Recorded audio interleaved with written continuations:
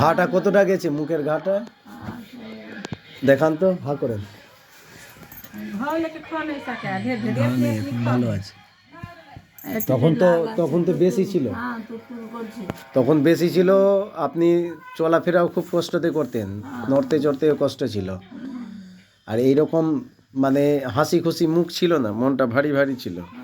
ঠিক আছে, হ্যাঁ এখন বেশ ভালো আছে। হ্যাঁ ওটাও চলে যাবে, ওটাও চলে যাবে।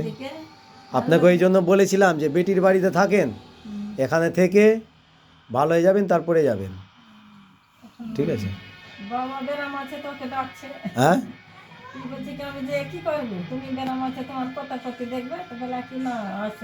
আচ্ছা আচ্ছা ঠিক আছে।